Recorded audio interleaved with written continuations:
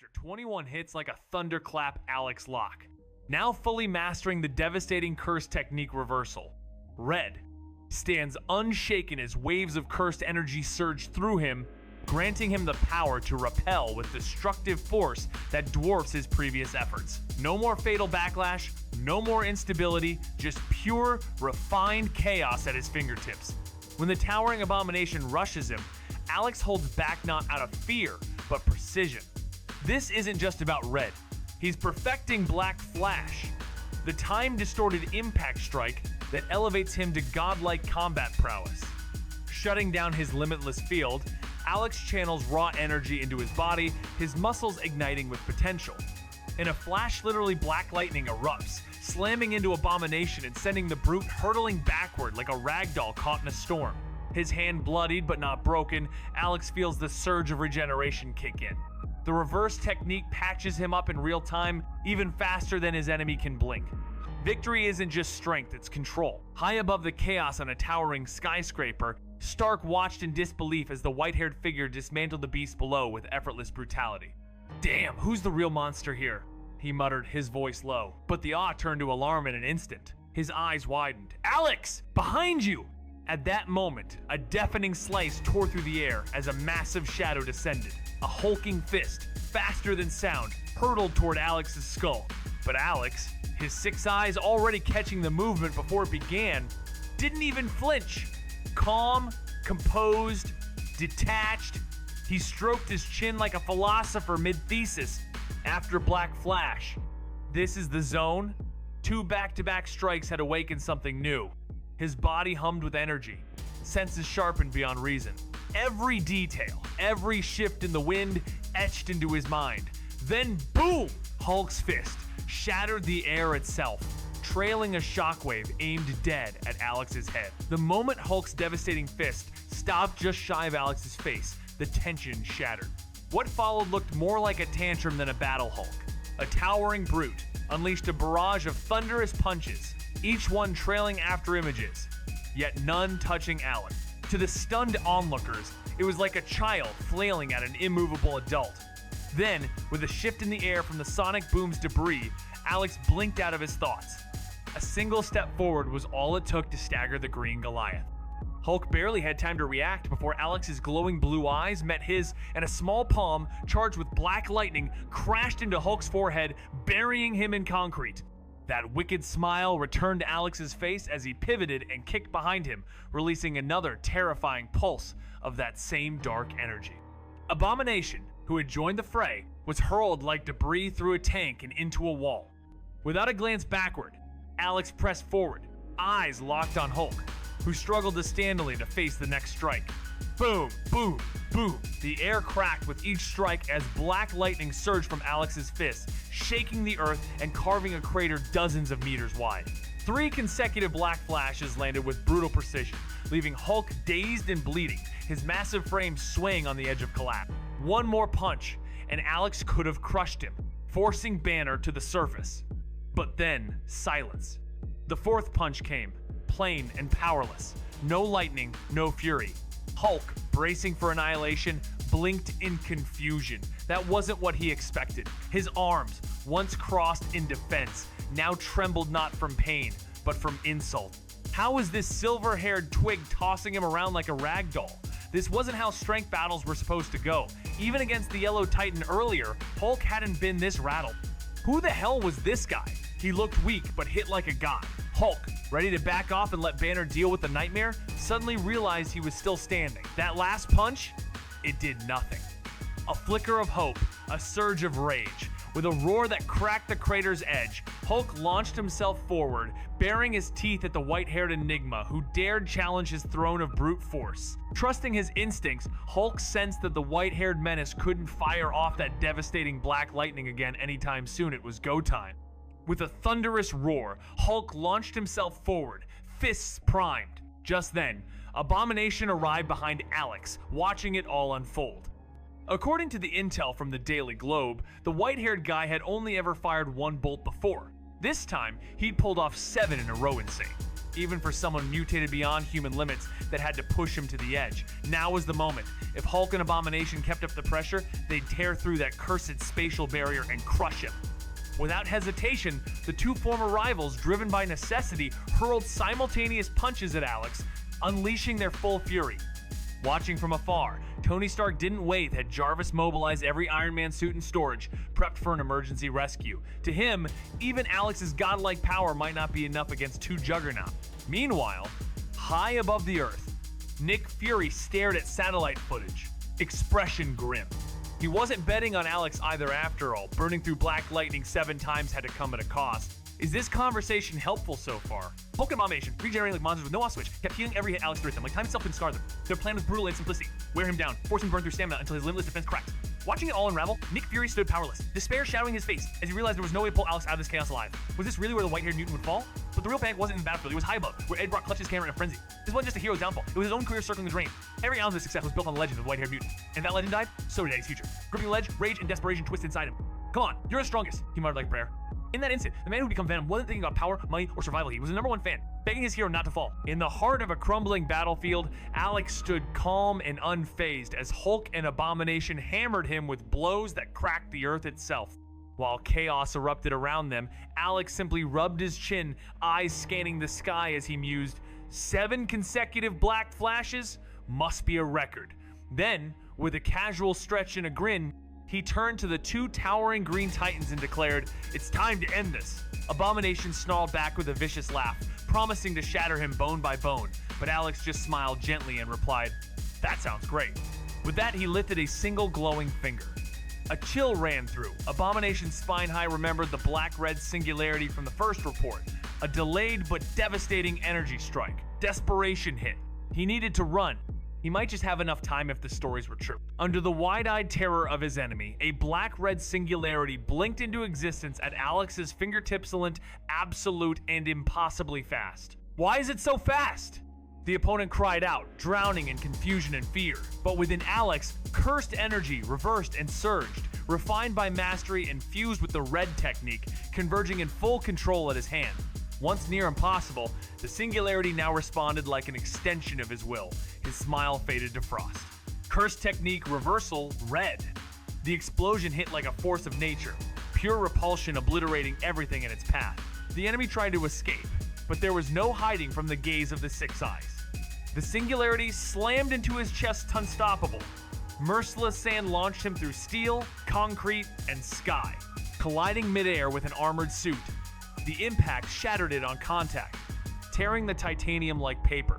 When the body finally crashed into a wall, the singularity punched through with finality, rupturing his core and painting the battlefield in red. Even after tearing through Abomination's armored frame, the black-red singularity surged ahead like a cosmic bullet, carving a scar nearly a kilometer long across what was once vibrant New York. Hulk stood frozen, staring across the ruined landscape at his fallen adversary, Abomination, now reduced to a groaning heap in the distance. The brute who had overpowered him just moments ago, defeated so effortlessly? Then came the shift. The silver-haired entity turned, eyes gleaming, and aimed that same unassuming finger toward Hulk. The same gesture, the same fate. No! Hulk howled, not in rage but fear, true, bone, deep fear.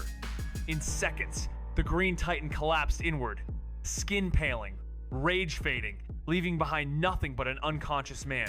Watching it all unfold, Alex clicked his tongue. Boring. He casually retrieved a sleek device gifted by Stark, dialing as he strode toward the wreckage. Fury, you into monster collecting? This one's durable might be worth dissecting.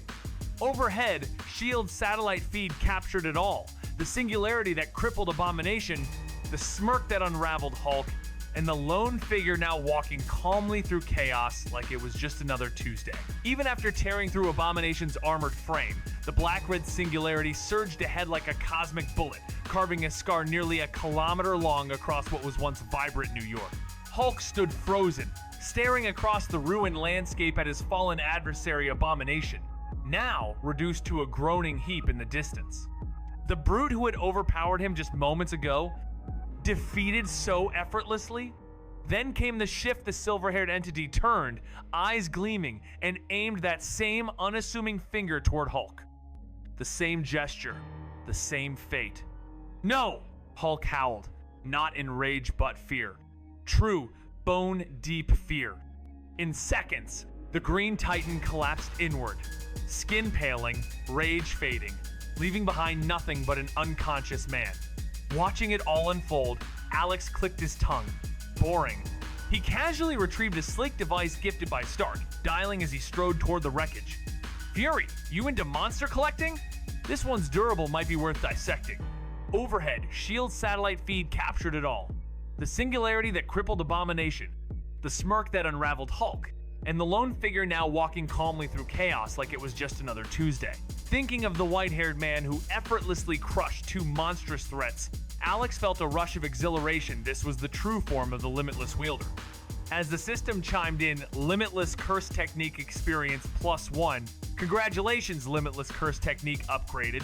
A surge of atomic-level knowledge flooded his mind. Chapter 23, Only One. The upgraded technique now governs space more dominantly. Objects within 10 centimeters slowed dramatically, unable to reach him. With this evolution, his foundational powers, red and blue, amplified in both speed and destructive force. A single strike from Curse Technique Reversal. Red could now punch through an enemy's core instead of just hurling them miles away. After bargaining over the fate of two Titans with the shadowy director, Alex waited silently. For 30 minutes, no one dared approach not soldiers, not even the battle-hardened general, because after witnessing his clash with Hulk, they finally understood. There was no closing the gap between them and him. Now facing the immensely more powerful Alex, he no longer wasted forces in vain. All around the shattered battlefield, hidden mutants watched with reverent awe, their eyes locked on the white-haired figure radiating silent fury. Wasn't just powerful, he was their symbol, their god. Once imprisoned, tested on, and cast into shadows, mutants now stood tall in defiance. No army dared advance.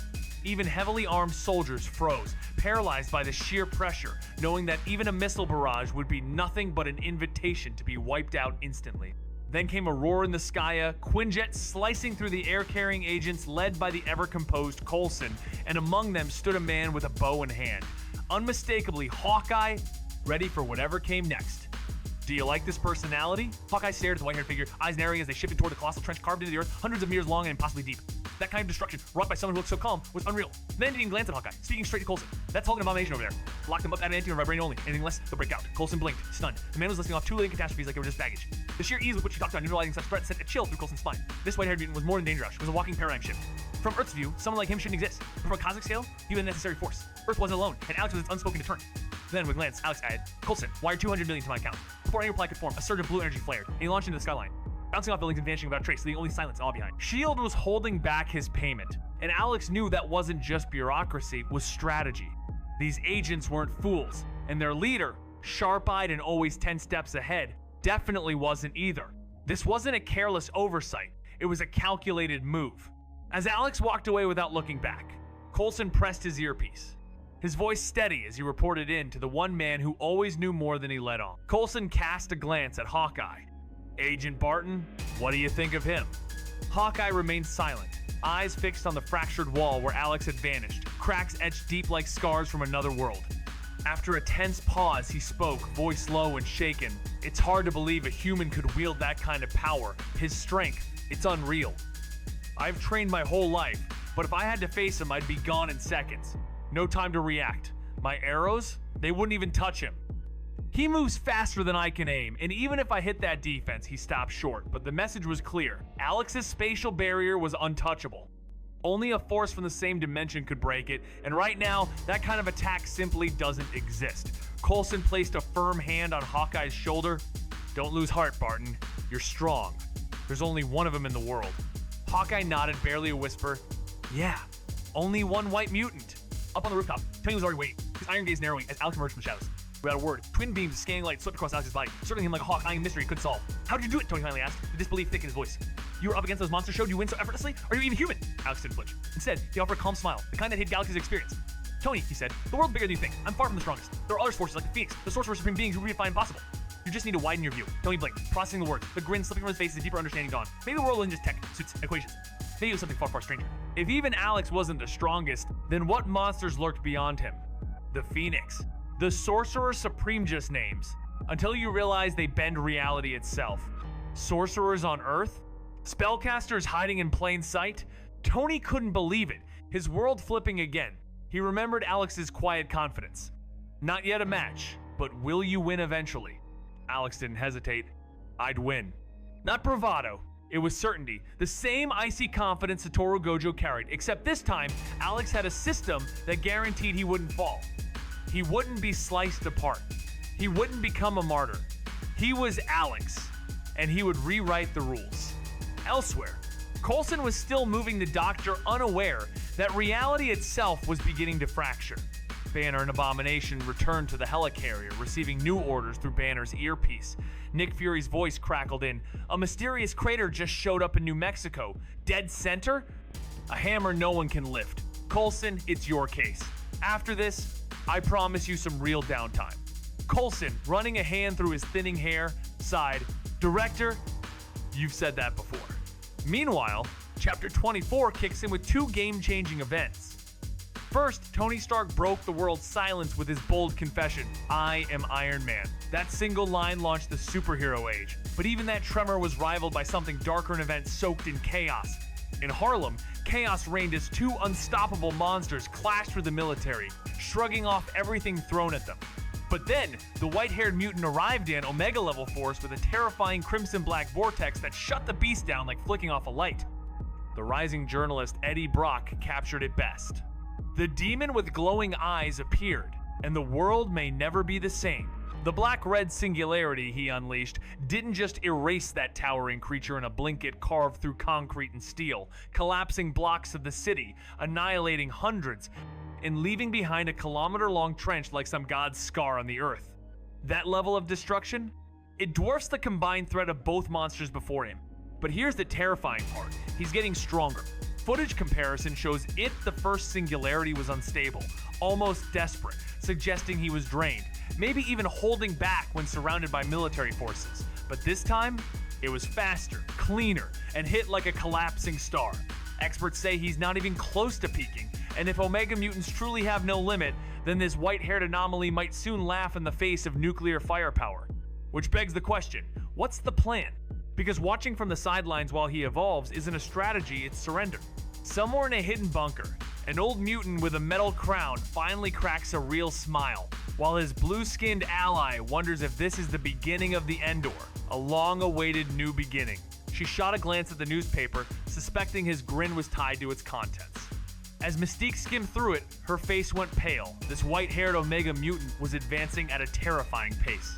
Magneto, catching her reaction, adjusted his psychic helmet with a smirk. Raven, even without us, that power moves steadily forward. We're only getting stronger. Meanwhile, deep within Xavier's hidden lab, the professor set the paper aside and massaged his temples before quietly telling Jean, we need to reach him. He's drifting into the shadows, and if this keeps up, we may not be able to stop the fallout. Jean nodded, but her glowing red eyes told a different story. And far from the tension, in a sunny LA mansion, the world's hottest topic lounged with two Hollywood starlets at his side silent extras in the presence of rising legends. One turned and asked, so Alex, before Harlem, you said there was something big you had to tell me. Banner and Abomination returned to the helicarrier, receiving new orders through Banner's earpiece. Nick Fury's voice crackled in. A mysterious crater just showed up in New Mexico. Dead center? A hammer no one can lift. Coulson, it's your case. After this, I promise you some real downtime. Coulson, running a hand through his thinning hair, sighed, Director, you've said that before. Meanwhile, Chapter 24 kicks in with two game-changing events. First, Tony Stark broke the world's silence with his bold confession, I am Iron Man. That single line launched the superhero age, but even that tremor was rivaled by something darker, an event soaked in chaos. In Harlem, chaos reigned as two unstoppable monsters clashed with the military, shrugging off everything thrown at them. But then, the white-haired mutant arrived in Omega-level force with a terrifying crimson-black vortex that shut the beast down like flicking off a light. The rising journalist Eddie Brock captured it best. The demon with glowing eyes appeared, and the world may never be the same. Search carefully. With your intelligence, you'll surely find it. Goodbye. Next time we meet, I'll have another piece of important news for you when I collect the arc reactor. And just like that boom, Alex vanished into thin air, leaving Tony Stark and the two blondes staring in disbelief. Tony blinked, then gave a half smirk. That guy, he's gotten even stronger. But before the silence could settle, heavy footsteps approached. Annoyance flickered across Tony's face as Nick Fury strode in with a cadre of agents hauling a sleek silver case. Fury barely opened his mouth when Tony sprawled on his sun chair like nothing mattered, fired back with a smug grin. The new element? Already solved it. Meanwhile, far above the skyline, Alex floated midair, blood trickling from his lips. His body worked overtime to heal with reverse curse technique, but he groaned. Even with level 3 blue, I still can't chain teleport? And level 3 energy absorption's not enough to stop the recoil. His eyes narrowed, frustration creeping in. I'll need blue at level 4, or full power absorption before I can teleport freely. Just yesterday, after endless fine-tuning and restrained output, he had finally broken into level 3. Now the real test begins. Congratulations, Cursed. Technique Labs Blue just hit level 3, and Alex is now bending space like it's origami. This upgrade means he can collapse the distance between 2 points into negative infinity, a fancy way of saying he's casually creating micro black holes. And with that, he unlocked a new move, gravitational compression teleportation. In plain English, one step and boom, he's tens of kilometers away. After healing up, Alex shot off toward New York like it was a stroll down the block, flanked by twin arc reactors orbiting him like loyal satellites, flooding him with enough energy to recharge, evolve, and keep the system fed. His mission? Take down Kingpin, the shadow boss who once gave him hell. Before, the guy was a ghost. But now, with 6 eyes nearing level 3 and instant spatial traversal at his fingertips, Alex could sweep Hell's Kitchen like a scanner on overdrive. As he flew, 6 eyes pulsed again and again, logging every detail.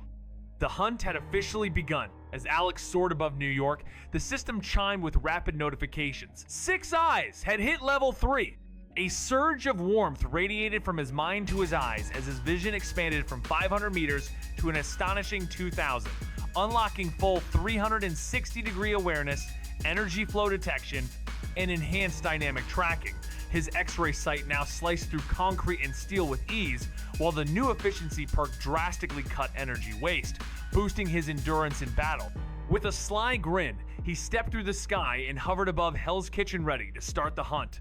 Meanwhile, deep in a hidden military base, alarms shrieked from satellite radar. In the command center, a soldier's voice cracked as he reported, "General, we've got an unidentified flying object incoming Mach 5. The general froze, stunned. The fastest jets today barely touch Mach 3, but this unknown object? It tore through the sky at Mach 5. Get the satellite feed, now! Lock on, I want eyes on whatever that thing is." Since Iron Man went public, weird incidents had exploded across the map, so even this supersonic anomaly wasn't too shocking, at least not yet. Over Hell's Kitchen, the satellite zeroed in, and the image froze every breath in the room.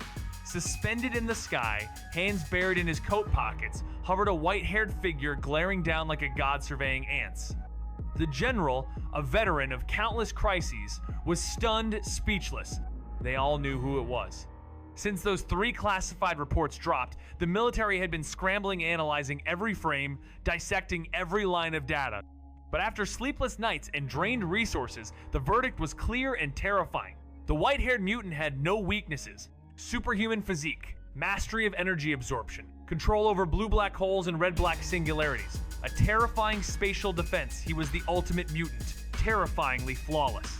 But just when high-level authorities thought they'd found a crack in his armor, suspected vulnerability to psychic attacks, they tried to weaponize it, sending envoys to manipulate Professor X into unleashing his students against him. The reply hit like a dead signal. His mind is a void. I can't sense or touch it. They doubted it until another psychic confirmed the same chilling emptiness. Not even Professor X could penetrate the white-haired mutant's mind. With mental attacks useless, the military panicked. If there were no weaknesses, if even psychic warfare failed, then what exactly were they facing? A god? 2 days ago, In a locked-door emergency meeting, Colonel Stryker laid it bare. This being was evolving. Fast. If nothing changed, not even nuclear force would stop him, and when that day came, there would be no government, only his. Is this conversation helpful so far? The fastest jets today barely touch Mach 3, but this unknown object, it tore through the sky at Mach 5. Get the satellite feed, now! Lock on, I want eyes on whatever that thing is. Since Iron Man went public, weird incidents had exploded across the map, so even this supersonic anomaly wasn't too shocking, at least not yet. Over Hell's Kitchen, the satellite zeroed in, and the image froze every breath in the room. Suspended in the sky, hands buried in his coat pockets, hovered a white-haired figure glaring down like a god surveying ants.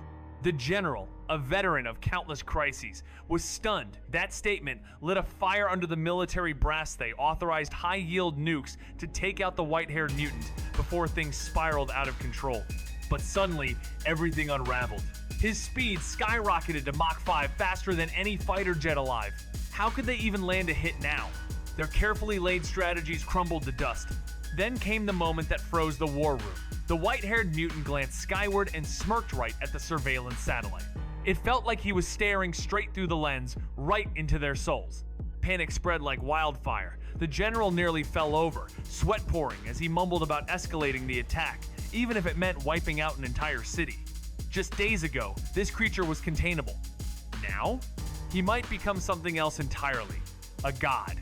And far below the chaos in the shadow of Hell's Kitchen, Alex looked up. He could feel the eyes watching. Speechless. They all knew who it was. Since those 3 classified reports dropped, the military had been scrambling, analyzing every frame, dissecting every line of data. But after sleepless nights and drained resources, the verdict was clear and terrifying. The white-haired mutant had no weaknesses. With a flicker of instinct from his freshly upgraded 6 eyes, Alex sensed the watchful eye overhead, but shrugged it off, guessing it was just another military satellite trying to keep tabs on him. He smiled knowingly in its direction, then vanished. Kingpin was waiting. Chapter 26. I'm Here for Kingpin kicks off with Alex teleporting using his refined curse technique lapse.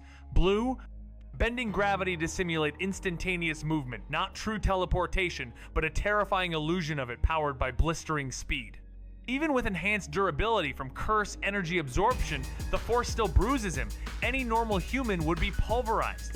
Now 500 meters up, Alex scans the city below, his 6 eyes piercing through walls and shadows.